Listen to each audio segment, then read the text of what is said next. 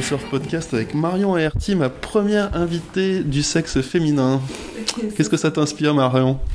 Eh ben, ça fait plaisir qu'on se penche un peu sur le sujet féminin. Ça fait plaisir d'avoir des invités sur le plateau de Matros en direct live. Ouais, c'est pas vraiment... Hein. C'est pas du direct du tout parce que je vais le poster en janvier, je pense. Mais... je commence toujours par ça. Où est-ce qu'on se trouve là, Marion, pour ce No Surf Podcast ? Alors là, en ce moment, on se trouve à Paris, dans les bureaux de l'agence, j'ai oublié ton prénom, de Smirov. Parce que ce soir, on présente le film de Victor Delerue, Frozen Mind, sur Paris. Et puis en même temps, on est plusieurs athlètes à être là pour papoter un petit peu de l'hiver, des projets, parler un peu de la montagne. Tu veux pas te rapprocher un peu de moi ?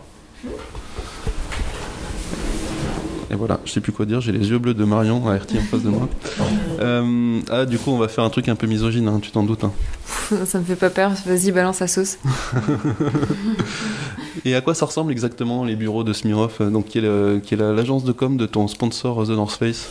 Là, on voit les jackets de la collection 2018, ma parka préférée. Qui résiste à tout mauvais temps, à toute température. Et on a une belle expo de Duffelbag aussi, avec des chaussures. Ah bah ça, c'est mes préférés aussi, parfait. Vous avez une bonne sélection de produits, c'est sympa, c'est sympa. Voilà, c'était l'ambiance, c'était le moment sponsor de Marion. Marion, t'es une fille qui fait du snowboard. Comment ça a commencé tout ça pour toi ? D'où tu viens ? Ton premier jour en snowboard, est-ce que tu t'en souviens ? Alors mon premier jour en snowboard, c'est mes parents, on avait loué une planche et j'avais commencé à faire ma première descente en snowboard sur une piste nord, donc je vous laisse imaginer la chose, c'était un peu sport, mais ça m'avait pas laissé un mauvais souvenir. Et puis vu que j'habitais au pied de Champs-Rousses, au pied de cette station, et j'ai eu l'occasion de pouvoir me mettre à faire du snowboard dès l'âge de 10 ans. Et puis j'ai commencé à rentrer au club de Champs-Rousses, j'avais 12-13 ans. Et les compétitions, ça a commencé à mes 14 ans. Donc comme un peu tous les jeunes de cette époque, j'ai commencé à faire des compètes de border cross, notamment de slopestyle, de halfpipe, un peu un mix de tout. Donc je me suis dirigée plus vers le border cross quelques années, ensuite le slopestyle, et après je suis venue sur le circuit du Frère World Tour. Et comment ça se fait que tu as fait du snowboard ? Parce que t'étais une skieuse du coup, une petite skieuse à la base avant tes 10 ans ? Pas spécialement, je faisais un petit peu de ski, mais ça a été le snowboard est devenu un coup de foudre et une vraie passion avant le ski. Ah ouais, ton premier jour sur la piste noire, t'as dit ah ouais, ça c'est pour moi. Bah en fait, je sais pas quel flash j'ai eu en tête pour être autant passionnée, mais je pense que j'ai rencontré pas mal de personnes qui m'ont encouragée à pratiquer le snowboard dans mon entourage. Notamment sur Champs-Rousses, et plein de copains pratiquaient du snowboard. À l'époque, j'étais hyper inspirée par les nanas que je retrouvais dans les magazines de snowboard, aller voir voyager à travers le monde. Ça m'avait vraiment donné envie de me mettre à fond. Mais ouais, ça a été une passion directe par rapport au feeling que tu as sur la planche, par rapport à l'ambiance, l'atmosphère que tu peux retrouver autour du snowboard qui se mixe un petit peu à la musique, qui se mixe à l'art, qui se mixe aux copains. Enfin, c'est pas juste un sport, c'est tout un univers qui m'a plu directement. Et tu te souviens de tes premières planches ? Est-ce que t'es fétiche du matos, Marion ? Pas fétiche du matos, c'est vrai que je suis un peu une collectionneuse d'objets. Il y a des petits objets comme ça qui me portent à cœur, que l'on m'a offert à droite à gauche. Après ma planche de snowboard, je me souviens que c'était une Décathlon. J'ai plus le modèle en tête, mais je me souviens du dessin, c'était une grenouille avec un fond orange. Et tes boards au fil des temps, tu te souviens de tes... Est-ce que c'est quelque chose d'important pour toi, ces boards là, ou est-ce que tu pourrais rider une planche de grange, ça te dérangerait pas ? Au fur et à mesure du temps, je me rappelle très bien du Nitro, c'était ma première planche neuve et j'ai dormi avec, je l'ai eu à Noël. Je crois qu'on a tous fait ça, je pense que tous les snowboarders un jour ont dormi avec leur planche. Enfin moi je l'ai fait en tout cas. En tout cas ouais, j'étais tellement contente que j'ai dormi avec ma planche, avec ma planche toute neuve, la toute première, la Nitro blanche avec la semelle fluorescente en dessous, je m'en rappelle comme si c'était hier. Et puis après, au fur et à mesure, j'ai eu de la chance d'avoir Rossignol qui m'a aidé avec mes planches. Donc ça fait presque maintenant 10 ans que je ride la Diva, le modèle de Diva. Donc, j'en ai eu un paquet sous les pieds de modèles différents, de designs différents. Et ça reste toujours la board idéale dans tout type de circonstances, que ce soit slopestyle, freeride, ça reste ma préférée. Toi, tu rides avec à la même planche, quoi que tu fasses? Ou t'as un gros quiver avec 15 boards différentes selon les conditions? J'ai quand même un gros quiver. J'aime bien avoir une planche assez grande pour le freeride. Quand je vais faire du slopestyle, j'aime bien avoir une board comme la Diva un peu plus petite. J'aime beaucoup rider la Justice en 152 quand il y a de la poudreuse comme au Japon, quand t'as 1 mètre de fraîche. Là, Rossignol, ils sont en train de sortir une planche extraordinaire pour le freeride, qui est un peu un mélange d'une fiche, mais pas trop non plus. C'est vraiment une board qui va tout déchirer. Un peu comme la Xavier Delerue, mais en version un peu plus miniature.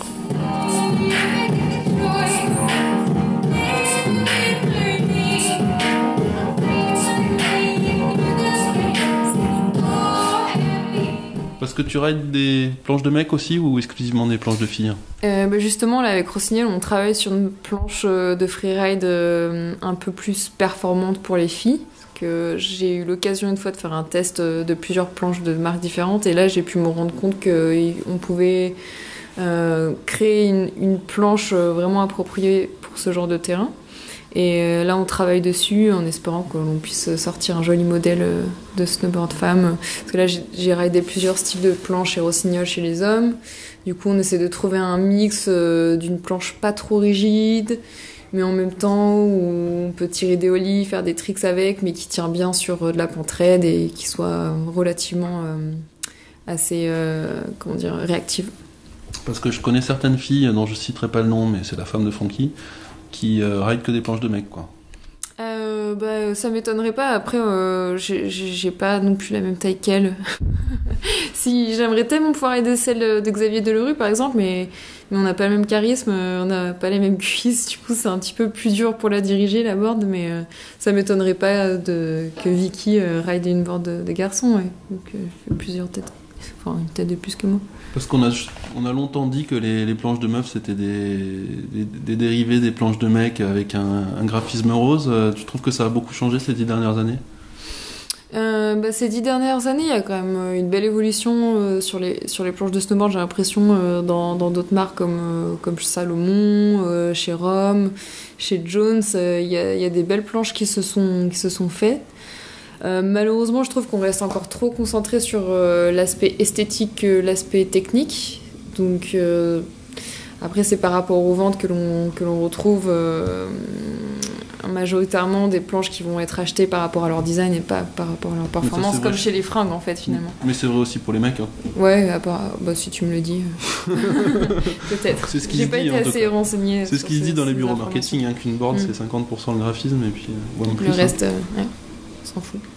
Mais pour revenir aux filles, on en est où aujourd'hui chez les filles? Enfin, ta vision à toi il y a une belle dynamique. Ouais. Quand je vois Nagasser qui pose un triple cork, là, ça fait faire le clapet à pas mal de monde, je pense. Donc, ça fait vraiment plaisir de voir qu'une nana arrive à un tel niveau, en espérant qu'il y ait toute une bande de nanas derrière qui arrivent à suivre cette dynamique-là. Et même, en général, dans nos sociétés, faut se l'avouer, ça fait quelques années où on voit vraiment une belle dynamique dans tous les domaines, que ce soit le sport, l'économie, notre société en général. Quand je vois le mouvement d'Emma Watson avec Rise Up, quand je vois les campagnes publicitaires, il y a vraiment quelque chose qui se produit en ce moment de positif, et je peux le voir aussi un peu par rapport au snowboard, avec la campagne We Move Mountains avec The North Face. C'est pareil, c'est pour mettre la femme en avant, et ça fait plaisir de voir que l'on nous prend au sérieux finalement, parce que il reste quand même une différence de niveau dans l'ensemble, et c'est pas toujours évident d'avoir le respect de ses pairs et des autres personnes, parce qu'on n'arrive pas forcément à scorer un run à 95 points sur le Freeride World Tour, mais en espérant qu'il y ait une belle évolution de ce côté-là. Mais comme je disais, quand on voit une Anna Gasser qui pose des triples, ça nous motive plus que tout. Tu la verrais sur un Freeride World Tour? Pourquoi pas. Pourquoi pas, parce que je pense qu'elle a évolué sur des montagnes qui demandent un peu des connaissances sur le freeride en Autriche. Et ça me ferait vraiment plaisir d'avoir ce genre de poulette venir sur le tour exprimer sa créativité. Ouais, parce que ça te ferait plaisir, ça te ferait pas peur. Pourquoi ça me ferait peur? Je sais pas, parce que tu veux gagner, non? Bien sûr que j'ai envie de gagner, mais je pense que d'avoir ce genre de femme qui nous pousse, ça va me surpasser, ça va m'aider à me surpasser, à me motiver encore plus, et ça sert à rien d'avoir peur, sinon tu fais n'importe quoi après.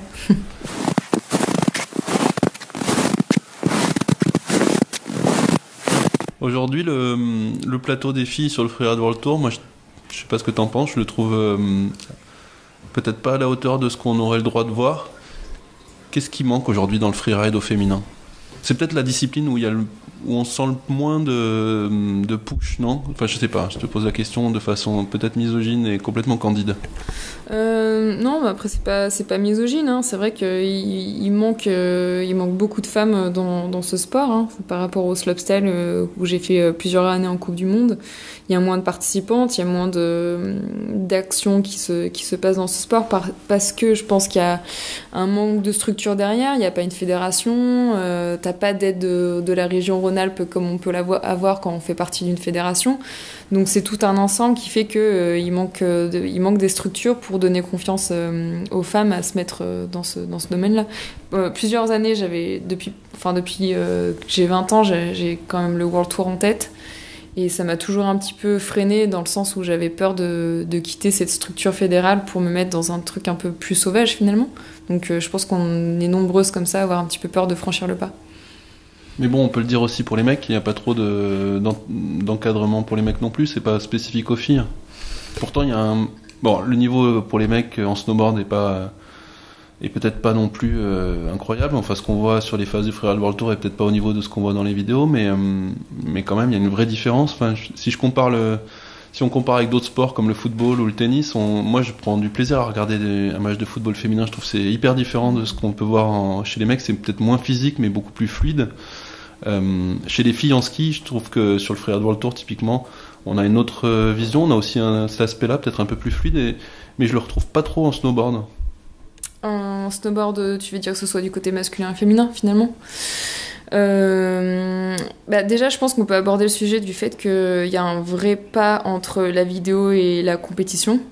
La vidéo, t'as 10 essais. En compétition, t'as un seul essai et tu fais ton repère à la jumelle de loin. Des fois, c'est quelques kilomètres. Donc c'est sûr que ce sera moins excitant de regarder un run du World Tour qu'une part de vidéo de Travis Race. Mais je te coupe tout de suite parce que c'est pas vrai quand on regarde un run de Candide il y a 3 ans sur une phase. Et t'avais en plus l'excitation de savoir que c'était du live. C'est un peu comme le théâtre et le cinéma, quoi. Mm-hmm. Au cinéma, l'acteur il a eu le temps de répéter 15 fois. Au théâtre, s'il se chie le soir, il se chie, quoi. Mm-hmm. Et là, c'était un peu pareil. T'avais l'excitation et en même temps, tu voyais un mec te faire un run de porc en live, quoi. Je te pousse dans tes retranchements, Marion, mais c'est un sujet qui m'intéresse beaucoup. Non, mais il n'y a pas de souci. Mais en fait, je pense qu'il faut se poser la question de l'origine de ce manque de snowboarders, tout simplement, en fait.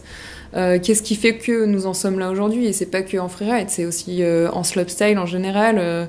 Il y a un manque considérable de snowboarders par rapport à il y a quelques années. En tout cas, je fais le constat en France. Ouais. Après, quand je pars au Japon, il y a plus de snowboarders sur les pistes que de skieurs.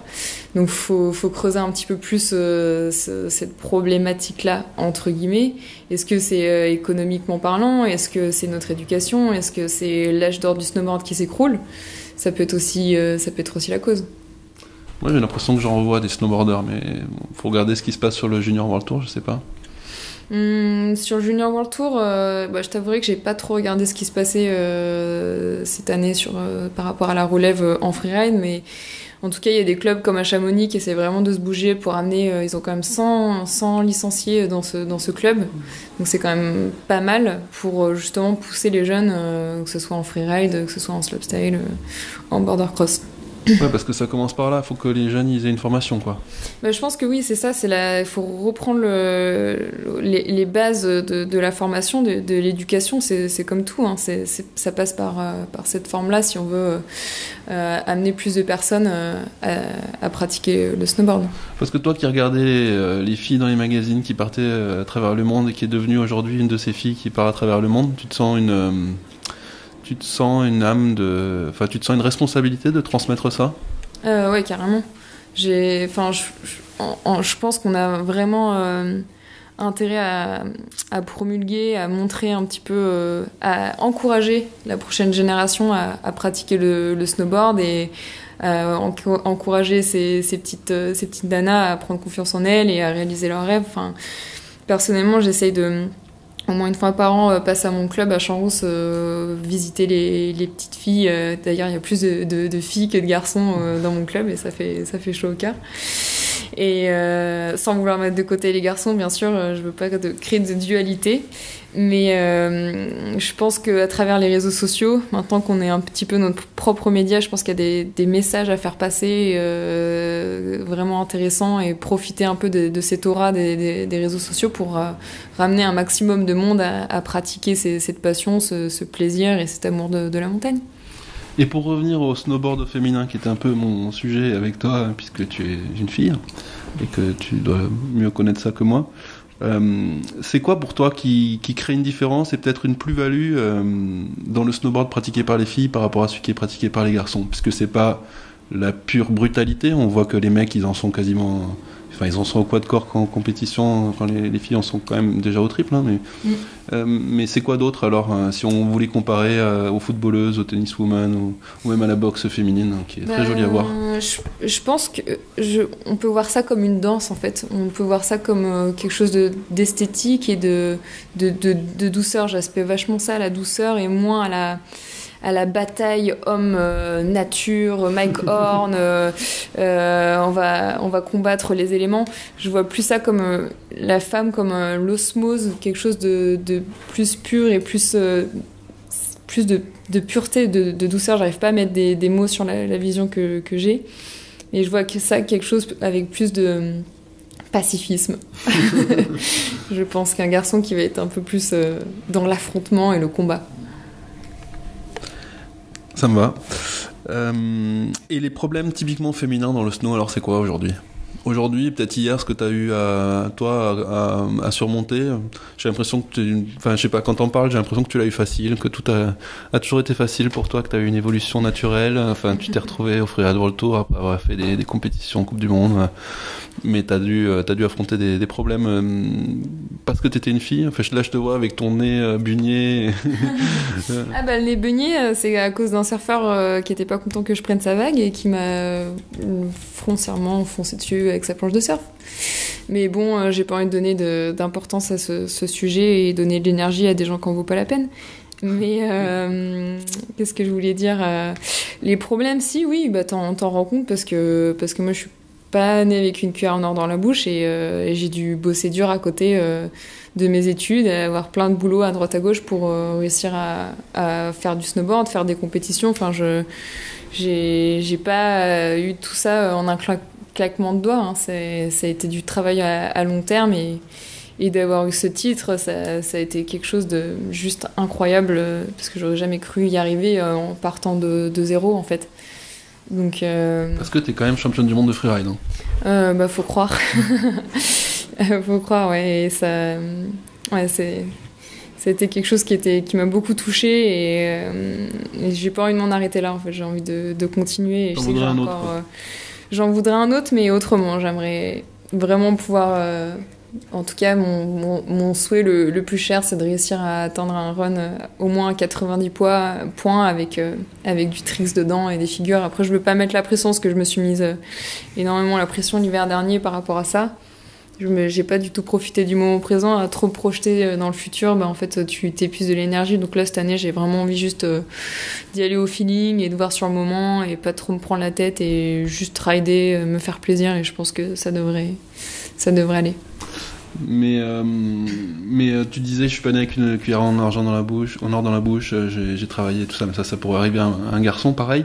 Mais qu'est-ce que oui, c'est bien sûr. typiquement les barrières que tu as aujourd'hui dans le snow féminin? Est-ce qu'il y a des choses qui sont... je sais pas, moi je les ai pas eues puisque je suis un garçon, mais est-ce que quand tu es une fille, on te dit oui, non, c'est pas un sport pour les filles Qu'est-ce que c'est en fait les barrières que tu as un peu plus quand tu es une fille? Déjà les prize money, à une époque, c'était quand même criant. Aujourd'hui, je crois que c'est harmonisé sur le free ride auto. Je pense que tu as encore des différences de revenus sur les contrats, en général, dans les marques. Et ça, je l'ai vécu à travers certaines marques, mais c'est pas facile d'avoir des reconnaissances par rapport à tout ça et notre différence de niveau que l'on peut retrouver face aux garçons. Mais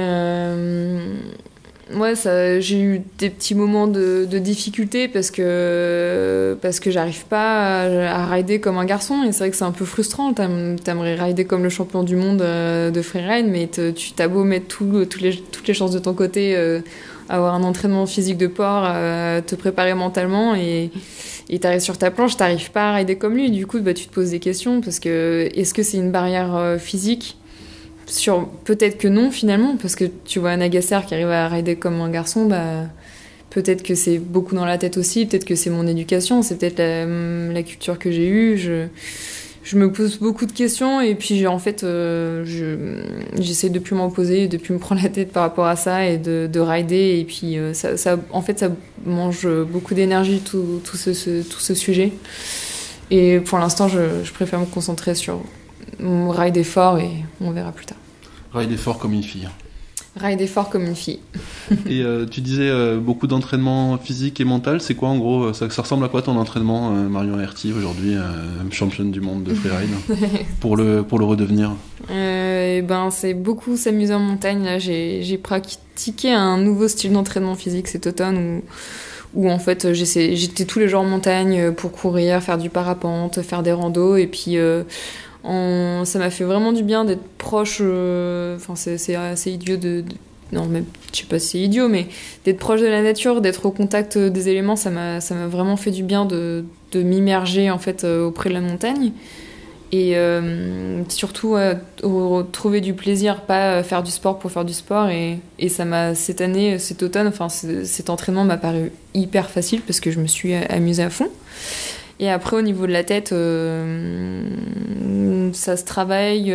Quand j'ai des choses un petit peu sur le cœur, et je vais en parler à mon préparateur mental. Et puis, on se fait soit une séance d'hypnose, soit on remet un petit peu des bases sur mes valeurs, sur les objectifs que j'ai. Et puis, tout rentre dans l'ordre. Et qu'est-ce que tu dirais, toi qui es une fille et qui doit un peu suivre le snowboard féminin quand même, c'est qui les filles à suivre aujourd'hui, hein? On a parlé d'un Agasser, mais qui c'est les noms qui te viendraient en tête, les filles qui arrivent derrière, ou qui arrivent sur le tour, ou qui arrivent en freestyle? Direct, je parlerai de Lucille Lefebvre. C'est une nana qui vient de super loin, qui a eu des problèmes à ses hanches quand elle était toute petite, qui a failli jamais pouvoir monter sur une planche. Et c'est une nana qui est incroyable parce qu'elle a réussi à aller aux JO Olympiques avec que dalle en budget. Vraiment, elle mérite d'avoir la lumière sur elle. Après, en slopestyle, je t'avouerai que j'ai pas trop suivi non plus l'actualité des dernières filles à suivre. Apparemment, il y a une japonaise qui commence un peu à rivaliser avec Anna Gasser. Après, en freeride, il se passe plein de choses positives aussi de l'autre côté de l'Atlantique au niveau des Canadiennes, avec Liane Pelosi, Robin Van Gyn. Il y a une belle bande de nanas en freeride backcountry qui déchire. Après, au niveau européen, il y a une belle bande de nanas aussi sur le World Tour. Manuela Mandel, qui est vraiment hyper passionnée, qui ride vraiment fort en freeride. Il y a toute une bande de petites nanas chouettes. Ouais.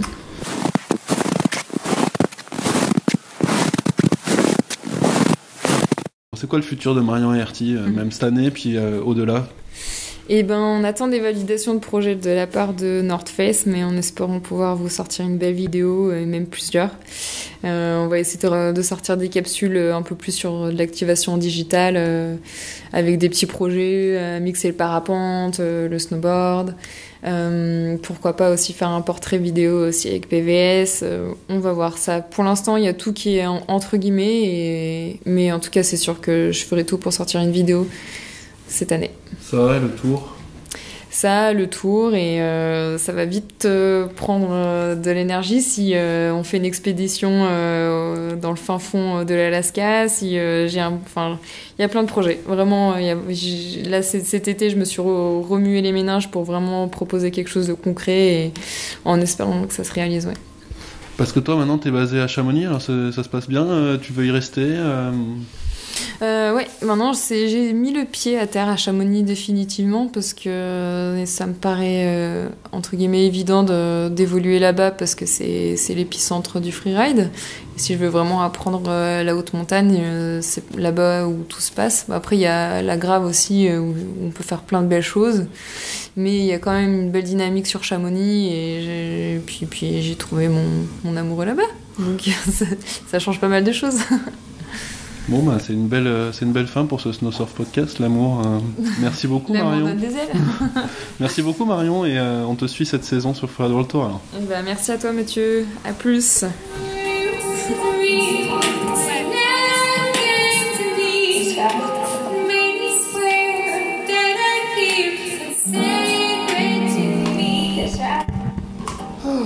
Ça me fatigue, moi, les podcasts. Mais c'est marrant, ça change un peu. Ça change, hein Ouais. Moi, je trouve hyper intéressant d'avoir votre voix, en fait. Je trouve que ça change tout. Ouais, puis même, tu vois, en ce moment, je vais plus avoir tendance à écouter que lire des trucs. Tu vois, quand je suis dans la voiture, j'écoute. Quand je suis avec mes écouteurs, j'écoute. C'est moins fatigant.